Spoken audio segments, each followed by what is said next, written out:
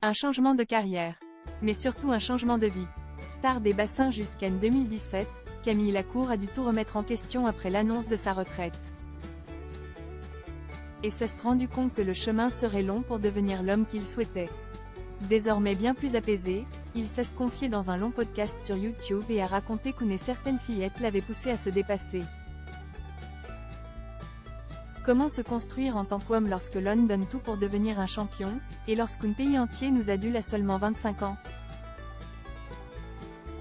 Difficile de le savoir, et difficile de s'en sortir pour Camille Lacour, immense star de la natation jusqu'en 2017 et qui s'est retrouvée avec de nombreuses questions une fois sa retraite annoncée.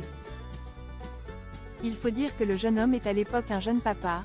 Sa fille, Jazz, est née en 2012 de son mariage avec l'ex-Miss France Valérie Bègue. Un mariage qui n'existe déjà plus. Quelques mois avant l'annonce de sa retraite, le couple a divorcé. S'il était resté discret sur le sujet à l'époque, le trentenaire admet aujourd'hui ses torts dans la séparation. En 2012, après la naissance de ma fille, la seule empathie que je me permettais d'avoir, c'était pour ma fille. Et même pour la mère de ma fille, avec le recul, je n'étais clairement pas assez à l'écoute et je n'étais pas encore le mari attentionné que je suis aujourd'hui avec ma compagne. A-t-il en effet raconté dans une longue interview pour InPower Podcast. Une faute dont il a pris conscience peu à peu, en se voyant dans les yeux de sa fillette.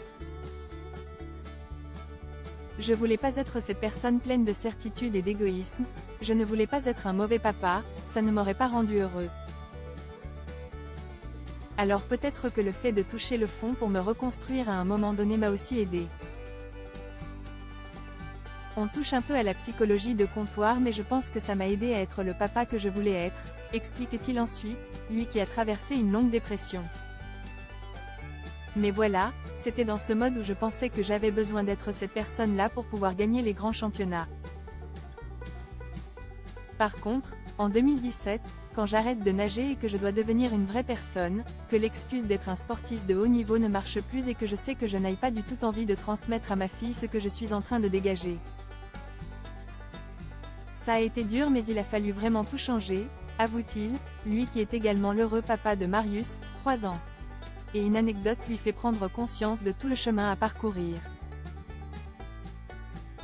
Un moment charnière. Il y a un moment où je me dis qu'il faut vraiment me mettre un coup de pied au cul sinon personne ne le fera. Je suis au Chalet des Îles, un restaurant sur une île, dans le bois de Boulogne, NDLR.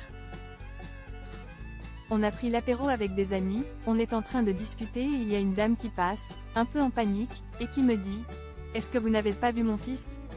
Il a un kawaii rouge, je l'ai perdu de vue », raconte-t-il à son intervieweuse. J'y allais souvent, je savais qu'il avait aucun risque de noyade. Mais la réponse que Jai, c'est « Ah Jai vu un enfant faire de l'apnée mais il avait un kawaii bleu, ça ne devait pas être ça. » Nous on était dans la déconne, mais au moment où je le dis, je me dis « Waouh, qu'est-ce que c'est stupide ce que tu viens de dire, c'est méchant, c'est gratuit, la maman elle est en panique. »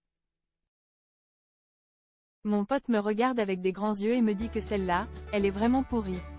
Je m'énerve tout de suite, et je vais m'excuser, continue le champion, qui ne s'attend pas à la réaction de la dame. Je pourrais être le plus gros blaireau. Loin de lui en vouloir, celle-ci lui pardonne en effet parce qu'il est connu. Ce qui le choque beaucoup.